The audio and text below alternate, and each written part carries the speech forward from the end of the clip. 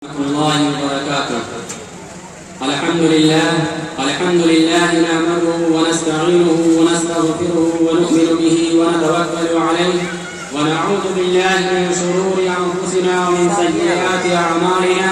من يهده الله فلا مضل له ومن يضلل فلا هادي له. ونشهد أن لا إله إلا الله وحده لا شريك له ونشهد أن سيدنا ومولانا محمدا عبده ورسوله. أما بعد، قال الله تبارك وتعالى: أعوذ بالله من الشيطان الرجيم. بسم الله الرحمن الرحيم. يا أيها الذين آمنوا إن تنصروا الله ينصركم ويثبت أقدامكم. صدق الله العظيم. قال النبي صلى الله عليه وسلم: الدنيا سجن المؤمن وجنة الكافر، أو كما قال عليه الصلاة والسلام. میرے محترم بھائیوں، بزرگوں، دوستوں، اللہ تبارک و تعالیٰ کا ہم سب پر بہت بڑا احسان اور کرم ہوا کہ ہم سب کو اتنی مبارک مجلس سجانے کی توفیق عطا فرمائی. اور اللہ کا مزید احسان ہم پر یہ ہوا کہ آپ سب کے درمیان ہمیں گفتگو کرنے کی توفیق عطا فرمائی. دیکھیے میرے بھائیوں، بزرگوں، دوستوں، اللہ تبارک و تعالیٰ نے ہمیں اور آپ کو جو اس دنیا کے اندر بھیجا ہے وہ کسی نہ کسی مقصد کے تحت بھیجا ہے، نہ کہ ہمیں ایسے زندگی گزارنے کے لیے بھیجا ہے. اللہ تبارک و تعالیٰ نے جب ہمیں اس دنیا کے اندر بھیجا ہے تو سب سے پہلا فریضہ جو ہم کو دیا ہے وہ نماز کا فریضہ ہے، جو کہ کسی بھی حالت میں معاف نہیں ہے. نماز کے بارے میں یہاں تک کہا گیا ہے کہ من ترک الصلاۃ متعمدا فقد کفر، کہ جسے جان بوجھ کر نماز چھوڑی گویا کچھ نے کفر والا عمل کیا ہے. تو میرے بھائیوں، یہ نماز ایک اہم ایسا فریضہ ہے جس کے بارے میں کوئی معافی نہیں ہے، کوئی کمی زیادتی نہیں ہو سکتی ہے. ہم بھوک برداشت کر سکتے ہیں، ہم پریشانی برداشت کر سکتے ہیں، لیکن نماز میں ہم سے کمی کوتاہی ہو جائے یہ ہمیں اور آپ کو گوارا نہیں ہونا چاہیے. اتنی مقدس نماز جو کہ ہمیں اور آپ کو تحفے میں ملی ہے، آج سے پہلے کسی امت کو یہ نماز نہیں ملی ہے. یہ نماز ہمیں اور آپ کو تحفے میں ملی ہے. دنیاوی اعتبار سے جب ہمیں اور آپ کو کوئی تحفہ ملتا ہے تو ہم اس کو کیسے سجا کر کے اپنے کمرے کو سجاوٹ بناتے ہیں ایسے تحفے کو. اور جب بتائیے آقا نامدار محمد عربی صلی اللہ علیہ وسلم کے ذریعے اتنا قیمتی تحفہ ہم کو ملا ہے تو ہم کیوں نہ اس تحفے کو اپنے دلوں کے اندر بسائیں، کیوں نہ ہم اس تحفے کو اپنی زندگی کے اندر اتاریں، کیوں نہ ہم اس تحفے کو اپنے چلتی پھرتی زندگی کے اندر اتارنے کی کوشش کریں. اگر ہم یہ نماز 5 وقت کی نماز اپنی زندگی کے اندر لے آئیں گے تو اللہ تبارک و تعالیٰ کا وعدہ ہے کہ ہم اس کے لیے سارے کے سارے راستے آسان کر دیں گے. اور اگر یہ نماز ہم سے چھوٹ گئی، اگر یہ نماز ہم سے ترک ہو گئی تو اللہ کی مدد کا کوئی وعدہ نہیں ہے. میرے بھائیوں، بتائیے اللہ کے رسول صلی اللہ علیہ وسلم نے ایک مرتبہ عبداللہ بن حذیفہ رضی اللہ عنہ کو روم کی طرف دعوت کے لیے بھیجا کہ جاؤ رومیوں کو دین کی دعوت دو اور ایک اللہ کی پہچان کرو اور رسول اللہ کی حقانیت کو بیان کرو ان کے سامنے. عبداللہ بن حذیفہ رضی اللہ عنہ جاتے ہیں روم کے اندر، ایک اللہ کی دعوت دیتے ہیں، رسول اللہ کی طرف بلاتے ہیں. اور جب وہاں جاتے ہیں لوگ وہاں پر بتوں کی پوجا کرتے ہیں. کی پوجا کر رہا ہے، کوئی اپنے بادشاہ کی پوجا کر رہا ہے، کوئی اپنے بڑوں کی پوجا کر رہا ہے. وہ یہ نہیں جانتے ہیں کہ اللہ کون ہے، رسول اللہ کون ہے. وہ ایسے بالکل بے خبر تھے، اس کے بارے میں کچھ بھی نہیں جانتے تھے. لیکن جب عبداللہ بن حذیفہ رضی اللہ عنہ گئے اور جب وہاں پر لوگوں کو دعوت دینا شروع کی اور جب دعوت دینا شروع کر دیا تو یہ دین کا کام ایسا کام ہے کہ چھپتا نہیں ہے، یہ ایک ظاہر ہو کر کے رہتا ہے. کوئی بھی ہو اگر دین کا کام کرتا ہے تو اللہ تبارک و تعالیٰ کی طرف سے مدد بھی آتی ہے اور اس کی ایک رونق بھی نظر آتی ہے. تو وہاں کے روم کے بادشاہ کو پتا چلا کہ روم کے اندر کوئی ایسا شخص آیا ہے مدینے سے جو کہ ایک نیا دین یہاں پر ایجاد کر رہا ہے، ایک نئے دین کی یہاں پر تبلیغ کر رہا ہے. اور جب بادشاہ کو پتا چلتا ہے تو اپنے حواریوں کو حکم دیتا ہے کہ اے میرے حواریوں، جاؤ اس بندے کو ڈھونڈو، وہ کون ہے، وہ کون شخص ہے جو یہاں پر آ کر کے نئے دین کی ایجاد کر رہا ہے. اب اس کے حواری جاتے ہیں اور ڈھونڈنے لگتے ہیں. آخرکار عبداللہ بن حذیفہ رضی اللہ عنہ کو پکڑ لیا جاتا ہے اور پکڑ کر کے بادشاہ کے دربار میں پیش کیا جاتا ہے. جب بادشاہ کے سامنے پیش کیا جاتا ہے بادشاہ پوچھتا ہے کہ بتائیے آپ کون سا दीन यहाँ पर इजाद कर रहे हैं, कौन सा है यहाँ पर नया दीन इजाद करने के लिए आप आए हैं? तो हम क्या कहते हैं? जवाब सुनिए, अब्दुल्लाह बिन हुज़ैफा रज़ियल्लाहु अन्हु ने कहा, यह दीन मुहम्मदी है, यह दीन बरहक है, इसी में 100% कामयाबी है। जो इसको अपना लेगा वो दुनिया में भी कामयाब हो जाएगा, जो इसको नहीं अपनाएगा वो न दुनिया में कामयाब होगा न आखिरत में कामयाब होगा। असल कामयाबी का रास्ता जो है वो इसी दीन के अंदर है। क्या कहा? असल कामयाबी का रास्ता जो है इसी दीन के अंदर है। तो क्या कहता है बादशाह, वो कौन सा दीन है? तो अब्दुल्लाह बिन हुज़ैफा उसको बताते हैं। तो बादशाह को गुस्सा आता है कि हमारे सामने खड़े होकर के तुम्हारी इतनी जरूरत कि तुम अपने दीन के साथ हमारे महल में खड़े होकर के हमको सिखाने आए हो। अपने हवारियों को हुक्म देता है कि आए हवारियों, आग जलाई जाए और इसको आग में झुलसा दिया जाए, इसको जला करके राख कर दिया जाए। और उसके हवारी आग को जलाते हैं और आग का बहुत बड़ा अंगार तैयार किया जाता है। और जब आग अपने जोश और खरोश के साथ जलने लगती है और जब जलते जलते खूब अपने जोश में आती है तो बादशाह हुक्म देता है, आए मेरे हवारियों, इसका एक शख्स को पकड़ो और पकड़ करके आग के अंदर डाल दो।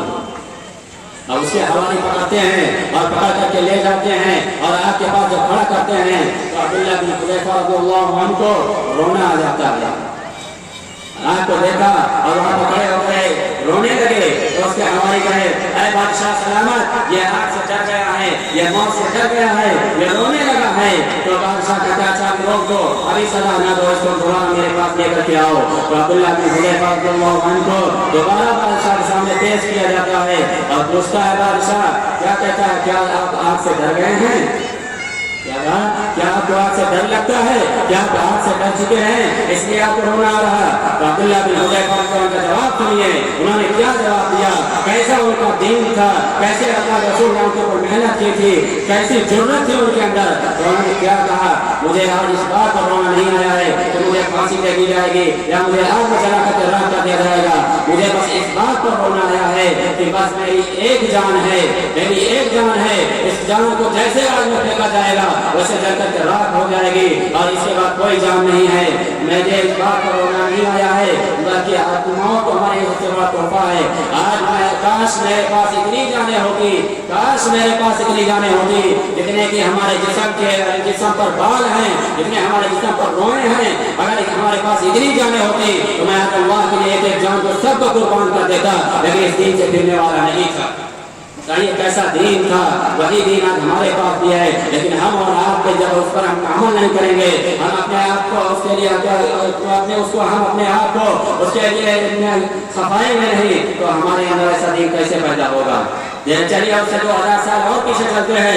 मूसा फिरौन है कि वाहिद ऐसा इंसान है जिसने दुनिया के अंदर वाहिद ऐसा है जिसने अपने आप को खुदा होने का दावा किया।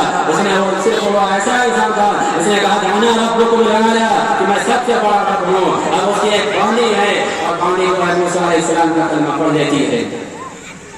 बांदी मूसा अलैहिस्सलाम का कलमा पढ़ लेती है और वो मुसलमान हो जाती है और वो अपने इबादत में मशगूल हो जाती है। और जब उसको फिरौन को पता चलता है तो फिरौन कहता है बांदी को पकड़ करके लाओ और बांदी को फिरौन के सामने पेश किया जाता है। तो फिरौन क्या पूछता है, कहता है क्या तुमने मूसा का कलमा पढ़ लिया है? क्या कहा, क्या आपने मूसा का कलमा पढ़ लिया है? तो उन्होंने बिल्कुल गिराए। उन्होंने क्या कहा, हाँ मैंने मूसा अलैहिस्सलाम का कलमा पढ़ लिया है और मैं मुसलमान हो चुकी हूँ, अल्हम्दुलिल्लाह मैं मुसलमान हो चुकी हूँ। जो कि क्या कहते हैं हमारे लिए बाइसे फख्र है, बाइसे फख्र है हमारे लिए। मैं अब इससे ईमान से, इस कलमे से, इस दावत से मैं फिरने वाली नहीं हूँ। तो फिरौन कहता है कि आप मुझे अपना खुदा मान लो, मैं तुम्हारे घर को सोने चांदी से बना दूंगा। क्या कहता है कि आप मुझे खुदा मान लो, मैं तुम्हारे घर को सोने चांदी से बना दूंगा, मैं तुम्हारे घर को सोने चांदी से भर दूंगा, हीरे जवाहरात से भर दूंगा, सिर्फ आप मुझे खुदा तस्लीम कर लो। और अगर मूसा को अपना खुदा, अपना रसूल, अपना नबी मानोगी तो तुम्हें भी जलाऊंगा, तुम्हारी बेटियों को भी जलाऊंगा। तो बांदी का जवाब सुनिए, बांदी क्या कहती है, हालांकि गुलाम है, अपने आका के सामने क्या कहती है, मुझे सारी कुर्बानी देना मंजूर है लेकिन आप मैं अपने कलमे से फिरने वाली नहीं। तो फिरौन को गुस्सा आता है, कहता है आग जलाया जाए। आग जलाई गई, आग के ऊपर कड़ा रखा गया, कड़ा करके تیل ڈالا گیا اور اس تیل کو کھولایا گیا. تیل اتنا کھولا کہ جیسے اس میں دیگچی کے اندر چاول ابلتا ہے تو چاول پکا تو ابلتا ہے, اسی طریقے سے وہ تیل ابلنے لگا. تو فرعون کہتا ہے اے باندی ابھی بھی تو میرا کہ مجھ پر ایمان لیا, میں تجھے بھی بخش دوں گا اور تیری دونوں بیٹیوں کو بھی بخش دوں گا. تو باندی کیا کہتی ہے, میں نے سچے دل سے ایمان لایا ہے, میں کلمے سے پھرنے والی نہیں ہوں. تو فرعون کیا حکم دیتا ہے کہ اس کے ساتھ چلنے والی بچی کو اٹھا کر کے تیل میں ڈال دیا. اب ساتھ میں چلنے والی بچی کو اٹھا کر کے تیل میں ڈال دیا اور بچی چیخ رہی ہے, امی جان مجھے بچا لو, امی جان مجھے بچا لو. حالانکہ اگر چاہتی تو وہاں پر تھوڑی دیر کے لیے میں کو کہہ دیتی اور اللہ کے بچی کو بھی بچا لیتی, اپنی جان بھی بچا لیتی, بعد میں جا کر کے اللہ کے سامنے توبہ کر دیتی. لیکن نہیں, انہوں نے وہاں پر اپنے دین کا مظاہرہ پیش کیا, اپنے دین کی ارشاد کی اور کہا کہ فرعون مجھے جو کرنا ہے کر لے, لیکن اب اپنے کلمے کو چھوڑنے والی نہیں. جا کر کے اس کی بیٹی کو جلا کر کے رام کر دیا اور پھر کہتا ہے فرعون ابھی بھی تیرے پاس وقت ہے, ابھی بھی تیرے ایک بچی ہے اور تو باقی ہے, ابھی تیرے پاس 2 جان ہیں, اگر ابھی بھی تیرے پاس ٹائم ہے, اگر تو مجھے رب مان لیتی ہے تو میں ابھی بھی تیری بچی کو اور تجھے بخش دوں گا اور تجھے کیا کہتے ہیں آزاد کر دوں گا. تو کیا کہتی ہے باندی, کہتی ہے اے فرعون تو غصے سے پاگل ہو چکا ہے, ہر زیان کرنا پار, تجھے جو کرنا ہے کر لے, لیکن میں اپنے دین سے پھرنے والی نہیں ہوں. تو فرعون کو غصہ آتا ہے اور کہتا ہے اس کے گود میں جو بچی ہے اس کو اٹھا کر کے تیل کے اندر ڈال دو. اب وہ تو معصوم بچی تھی, اس بچی کو تو یہ بھی نہیں پتا تھا کہ میرے ساتھ کیا ہونے جا رہا ہے یا میرے نظروں کے سامنے کیا ہو رہا ہے, اسے تو کچھ بھی پتا نہیں تھا کہ ہمارے ساتھ کیا ہونے والا ہے. اس بچی کی چیخ بھی نہیں نکلی, تیل کے اندر ڈالا, منٹوں کے اندر مچھلی کی طرح اوپر کر کے اوپر آ گئی اور ماں دونوں بچیوں کو جلتے ہوئے آنکھوں سے دیکھ رہی ہے. تبھی تو اللہ تعالیٰ نے اپنے بچے کی محبت کو ماں سے تشبیہ دی ہے کہ ماں جو ہے اپنے بچوں سے بہت زیادہ محبت کرتی ہے, لیکن ماں نے بھی وہاں پر اپنے بچوں کی پرواہ نہیں کی, اپنے بچوں کی پرواہ نہیں کی, اپنے جان کی پرواہ نہیں کی, صرف دین کے لیے اپنی قربانی پیش کی, اپنے دین کے لیے کیا کہتے ہیں اپنے بچوں کو قربان کر دیا, اپنے آپ کو قربان کر دیا.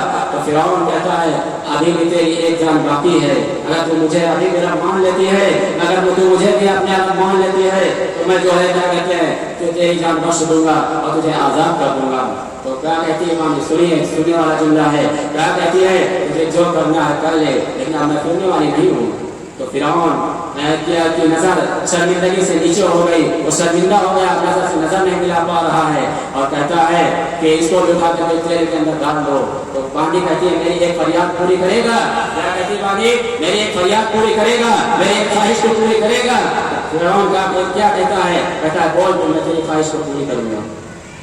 تو کیا کہتی ہے باندی, کہتی ہے کہ جو ہے جب میں بھی چل کر کے راکھ ہو جاؤں تو میری ہڈیوں کو اور میری بچی کی ہڈیوں کو کہیں جا کر کے کتے اور بلی کے سامنے نہ دیکھنا, ان ہڈیوں کو لے جا کر کے کہیں زمین میں دفن کر دینا ہے, کسی کتے اور بلی کے حوالے نہ کر دینا, یہ میری خواہش ہے. اگر تیرا دل چاہے تو اس کو پورا کر دینا اور تیرا دل نہ چاہے تو ایسے پھینک دینا. تو فرعون کہتا ہے تیری اس خواہش کو پورا کیا جائے گا. تو باندی کہتی ہے ہٹ جا ہمارے سامنے سے, میں اللہ کے لیے جان دینے کے لیے جا رہی ہوں, مجھے ہاتھ مت لگانا, میں اپنے ہاتھ سے جا کر کے تیل میں سلام لگاتی ہوں. اور جا کر کے باندی بھی اپنے آپ کو اللہ کے نام پر قربان کر دیتی ہے.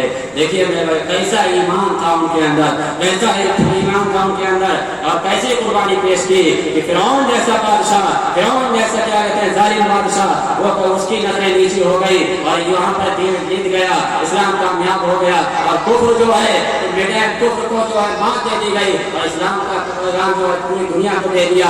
اور ایسی تاریخ کے اندر ایسے رقم کیا گیا ہے اس کو کہ کبھی اس قربانی کو بھلایا نہیں جا سکتا ہے. میرے بھائیوں, ایسے ہمیں اور آپ کو اللہ تعالیٰ کا یہ سننے سے زیادہ عمل کی توفیق دے. اور آخر دعوانا الحمدللہ رب العالمین.